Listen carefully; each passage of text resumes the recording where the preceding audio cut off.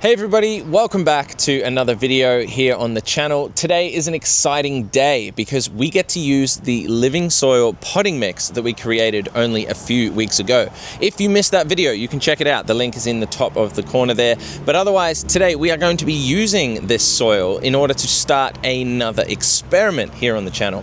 I love experimenting with different things. I love putting something into test, comparison, side by side to see how it does. And today is no different. We're going to be doing something really special. So let's dive straight into the video and I'll show you what we have in store.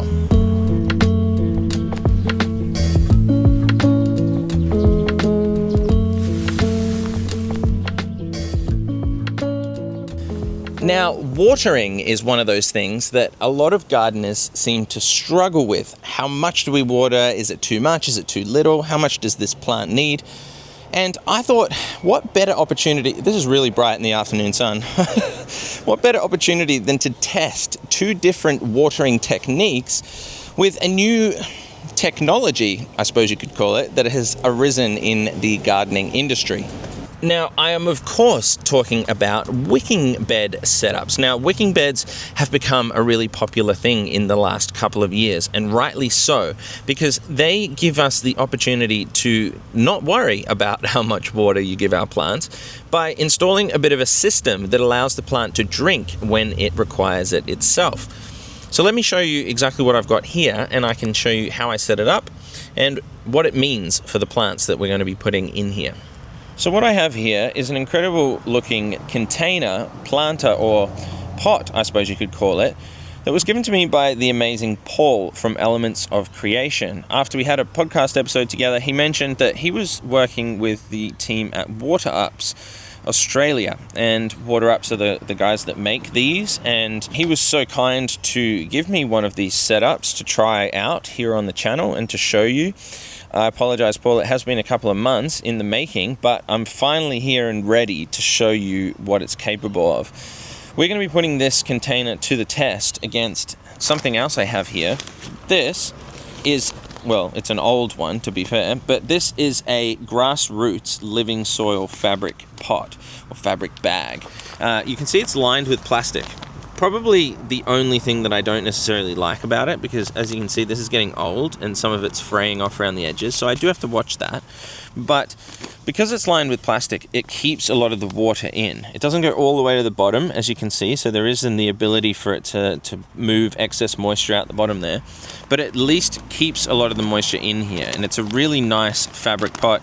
But these are incredibly useful. This one's durable as, it's been around for ages. I've had this with, a few different vegetables outside for a long time. The living soil that was in here, I just dumped out into my raised beds, and I wanted to use the bag for this experiment. So we're going to be putting this one up against the Water Ups container. We're going to use two of the same plant, of which I have over here. This is one of them here, and the second one just over here, and we can see exactly what it is. This is a strawberry guava from Backyard Treats. These you can find at pretty much all the nurseries, all of the hardware stores where you buy your plants. These two I actually bought at the same time as I did the living soil mix, so they've been sitting in these containers for a while, and you can see there's leaves got dry and crispy and are falling off. So they have been struggling. They cannot wait to get in the living soil. Something I'll add as well is that these are nursery grown. So this is a good example of how the transition from nursery grown, where these are fed liquid chemicals all of the time, crazy amounts of chemicals in fact, to keep them looking amazing, to then our living soil system that we're building over here. The transition is going to be really interesting to watch, but I'm sure, seeing as they're a bit stressed out in here, they're going to really love going in these final containers.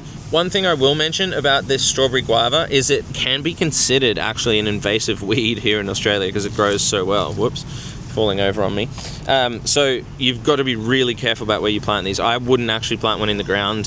Some people don't worry, as long as you're keeping control of it and you net the fruits and everything, but I like to be careful, so I'm going to be netting them, keeping them obviously in this container, and doing my best to make sure that they do not spread. But I still absolutely love this fruit. The guavas are incredible, and I can't wait to try some of these out. So how did I put this together? Was it simple, and why is there perlite in the bottom of it? Well, it was really easy. All you had to do, the pot came as one, and then I had to just drop the reservoir in underneath. Then I was able to install the pipe, which you pour the water down. All I had to do was cut out the top there and then slot it on. Nice and simple. There's also an overflow pipe which goes on the outside, and in case there's too much water, it just overflows out the side, nice and simply. Then they gave us some perlite, as you can see, and then I popped that perlite as instructed into the little cells in the bottom. I presume just to not have anything sort of saturated down there and allow some wicking, obviously, to come up through into the soil. You need something to wick the water up, and perlite does a really good job of that. So what's left to do now is to check on our soil. All right, so it's been getting grown over by the passion fruit. I've pulled it over inside here under the wheelbarrow, keep it sheltered as much as possible. Whoa. Oh my goodness. Look what's... Did you see that?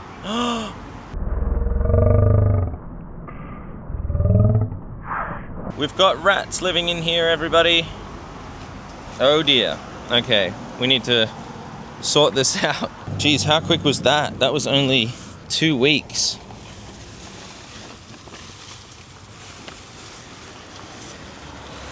Wow, it was literally so good. They were starting to build a nest in the top of this. And devastatingly, there's plastic through it. So I'm gonna have to go and sift a lot of this out really quickly, which is gonna be really difficult. But wow, I thought I'd had it cared for. But look, there's all these little tunnels that they've created that just go down and out. How amazing. Oh my goodness, I need to do something about this.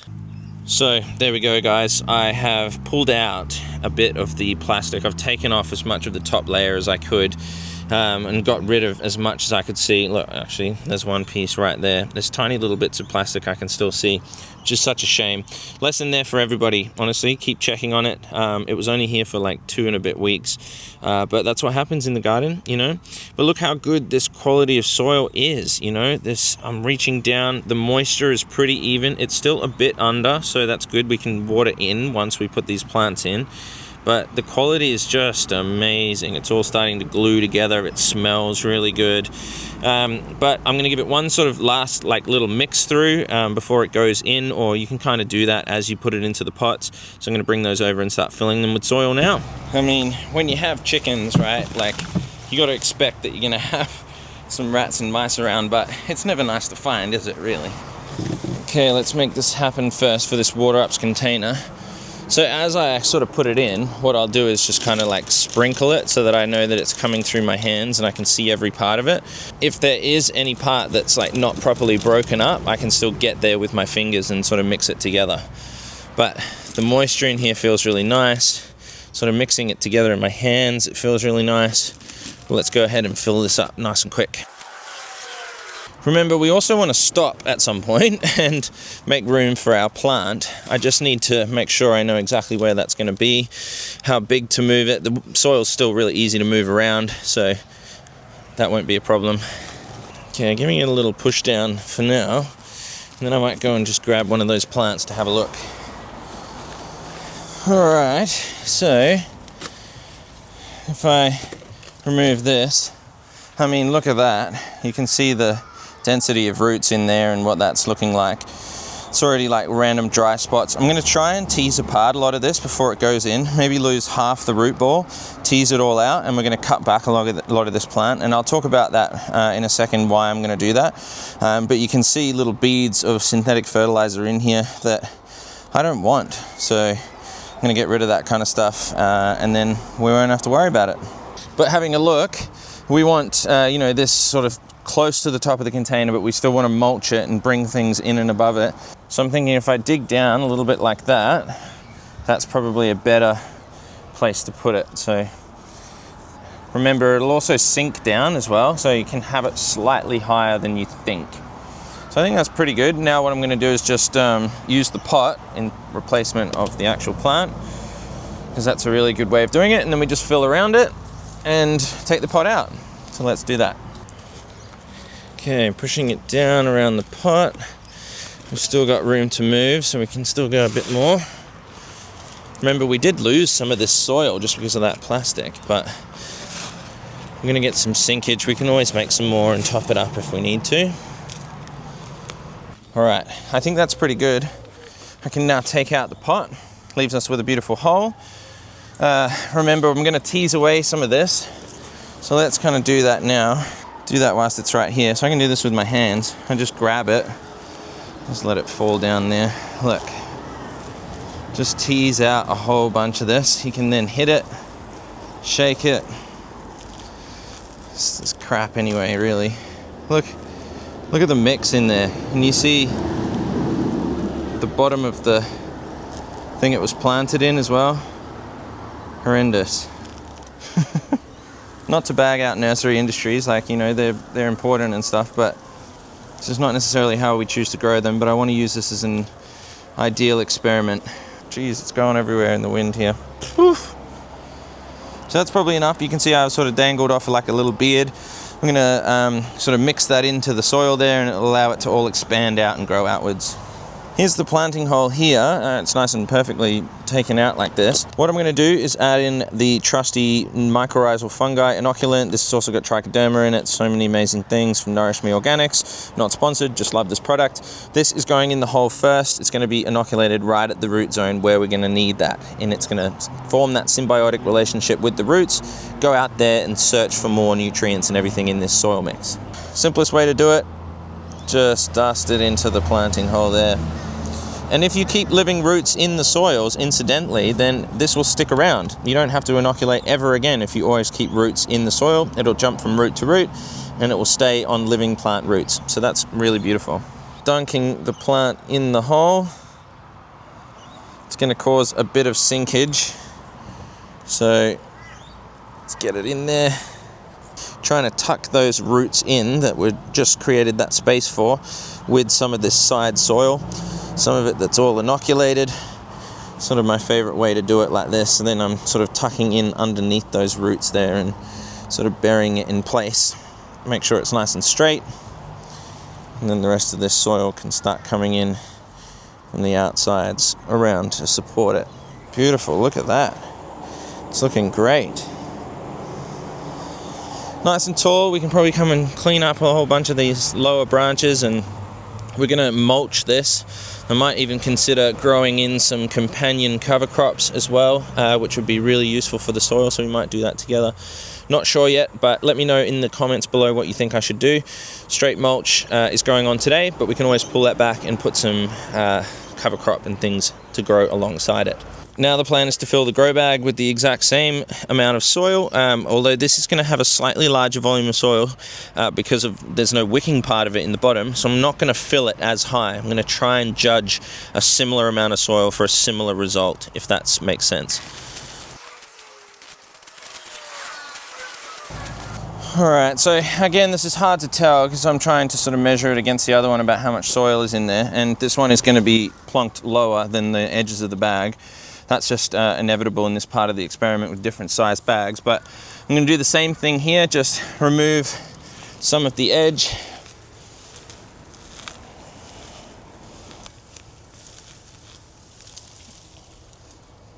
Beautiful, same sort of thing. Looks a bit like carnage, but you kind of need to do it. Let's have a little think. Beautiful, a bit of mycorrhizal fungi mix in the hole, on the roots as well for good measure. On top, and let's build in around it this time. Alright, there we have it. You can see that it's lower down, same sort of portion. It's going to sink down again as well, but we want that gap so it sort of measures the same. But I'm going to bring this over to the other spot and we'll talk about how we're going to finish this off. So here we have it, ladies and gentlemen. I've kind of parked these in next to the chili experiment here as well, where all the other pots are. But we've got number one there, which is, I guess we're going to be calling the fabric pot version. And then number two, which is our water ups container. We need nice access to this downpipe to be able to fill it with water. And then the overflow comes out here. We are not going to water down the tube yet. A little bit of debate, like you can do that straight away, but we're going to wait till some of these roots have expanded into this soil first. So then the real magic of this will appear later on. The first thing we're going to be doing is just watering through this.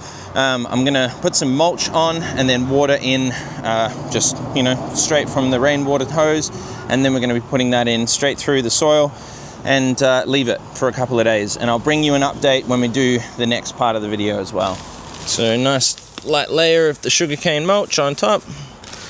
Nothing too crazy. Remember, sugarcane can go hydrophobic if we put too much on. So nice thin layer, and especially because we're going into winter, so we don't want this to get all soggy and stuff. We just want a nice thin layer on top to protect it from drying out too much. Bit of a reach over the back here, but that's that one done as well.